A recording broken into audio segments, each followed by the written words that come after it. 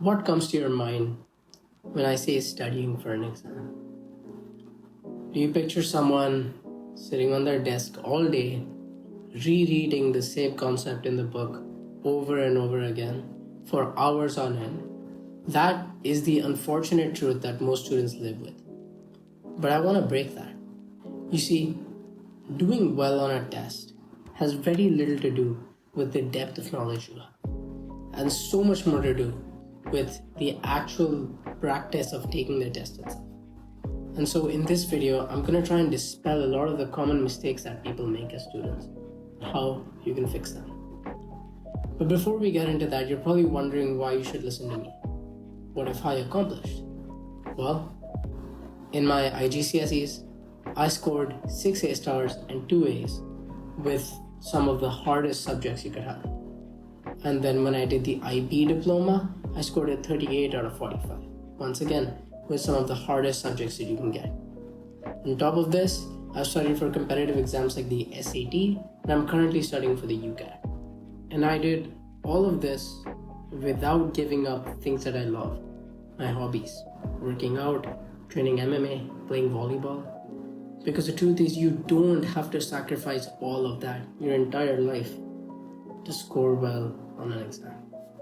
But here's the thing, I didn't always have good grades. COVID messed me up. I completely lost touch with how to study, how to interact with people. There's a lot of things I had to relearn. So when I came out of it for my 9th grade exams, I was struggling. I had no idea what concepts were. I had no idea how to study. I had to relearn all of that. And that was really hard, but it taught me exactly what you need to do to score well on exams. And that's what I'm going to teach you. The first mistake that I see a lot of people making, and this is definitely the most common one where I live, which is India, is we think of time as a metric for how effective our studying is. We think, okay, if I study for longer, it's gonna make me a better student, when there's almost no correlation with the amount of time you spend studying and the quality of it. And that quality is what we want to focus on, not the quantity. Neuroscience has shown that your brain's capacity for deep work is actually quite low. In a day, you probably have about 3 to 4 hours that you can delegate to deep cognitive work, which is what studying should be. And so when you think about this and you compare it to the people that are sitting there at their desk for 8 to 10 hours a day, just reading the books over and over again, you can start to see why they don't succeed in their exams. Your body operates in effectively 90 to 120 minute cycles. So it's most effective when you're trying to study to create time blocks of either 90 or 120 minutes or something in between. Doesn't have to be exact, but for the most part, it's really hard for your brain to focus on one specific task for longer than about 2 hours. So I'd say split your studying up into a couple sessions throughout the day rather than just one straight long session.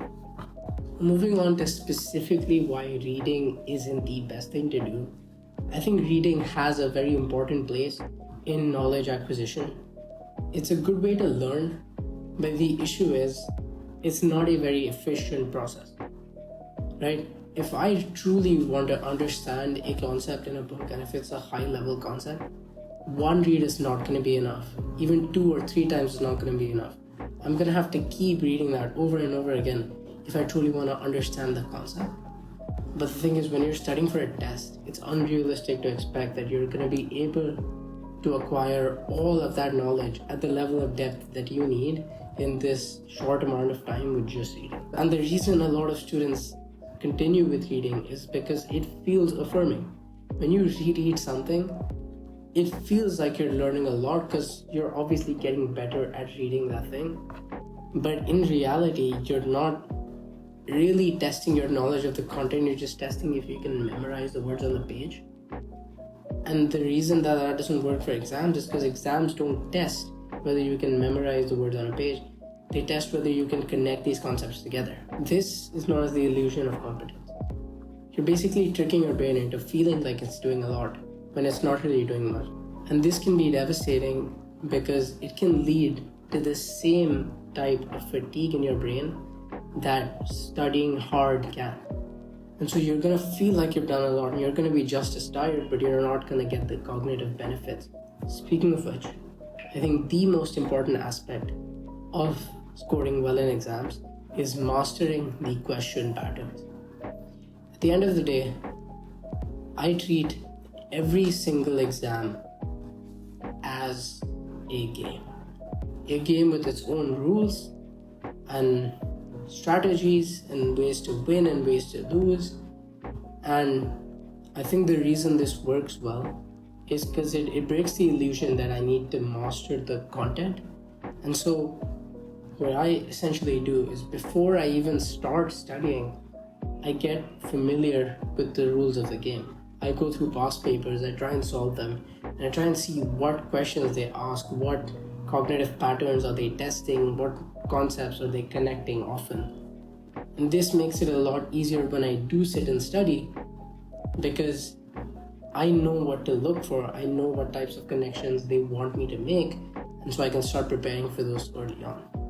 This is also where active recall comes in. Solving questions from past papers is probably one of the best forms of active recall you can do for test taking specifically, because you are literally practicing what you're going to do in the exam center. And that is the best thing you can do for your brain, because then your brain's not panicking when you're sitting there. Second to this, I'd say, is flashcards. The benefit of flashcards really, to me, comes from the personalization, because you can focus on concepts that you know you're not very good with and put more detail there. But for concepts that you know you're very familiar with, you can focus on them a little less. So flashcards can beat practice exams in some cases, but I think practice exams are honestly just easier, and especially in the beginning, I think they're way better. Now, this isn't me telling you that you don't want to read at all. I have read all of my textbooks, but that doesn't mean I keep reading them over and over again. I use my textbooks like a tool, not as a rule book. I only look at them when I need to, when there's a specific concept that I want to know something specific about. Now, granted, I understand the privilege of having good teachers and educators where I don't need to rely on a textbook as well. If you're someone who does not have that, if you're studying for an exam completely on your own, then that textbook is going to be useful, but only if you use it the way that you need, right? Refer to concepts to learn them, but spend just as much time, if not more, actually practicing, testing yourself whether you remember that, not just reading the concept over and over again, thinking that you're doing good. In studies, practicing questions is about 2 times as efficient as just reading concepts is. And while that might not sound like a lot, that increase in efficiency can save you a lot of time and a lot of mental fatigue at the end of the day. So you're probably wondering, how do I even apply all this information? I just gave you a bunch of knowledge. I didn't tell you what to do with it. Well, here's the exact framework you need to score well on exams. Number 1, give yourself time. I know this sounds obvious, and cramming has its place, but it's going to be much easier for you to score well on an exam if you give yourself a long time to study for it. But you already knew that, right? What you really want to do is systematically break down this exam. You want to do past papers in the beginning before you've even gone through the concepts themselves to try and figure out the types of questions that they ask you. Here you want to note down the concepts that they commonly connect and they commonly ask questions on, what types of questions they're asking. All of this is important. And then you hit the textbook. You hit it in 90-minute windows. Preferably you spread these out throughout the day.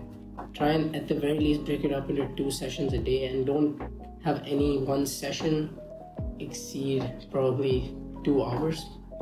And as you're reading the textbook, don't just read through it. Do the Feynman technique, which is effectively trying to teach it to someone else. Or in my case, I would read a concept in the book, cover it, and then about 5 to 10 seconds later try and explain that concept as if I'm talking to someone. And that is one of the best ways to read and get all the benefits that reading has without the downsides of telling you that you're doing good even though you're not really doing much.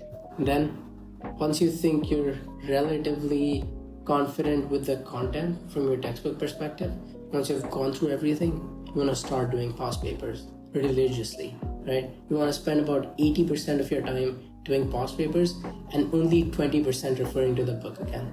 And when you do refer to the book, you want to specifically refer to the parts that you keep getting wrong, and you want to work on those.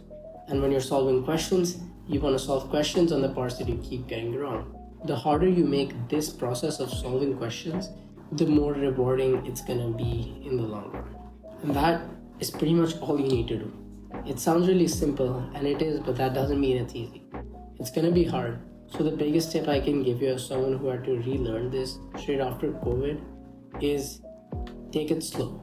You're not going to be able to focus for 90 minutes at a time, an hour at a time even, right? So break it up into even smaller sessions. I started with 15-minute sessions. I would spend 15 minutes solving a past paper and I would already notice my brain wanting to veer off. And that's okay. You want to progressively build until you're able to focus for 90 minutes, 2 hours at a time.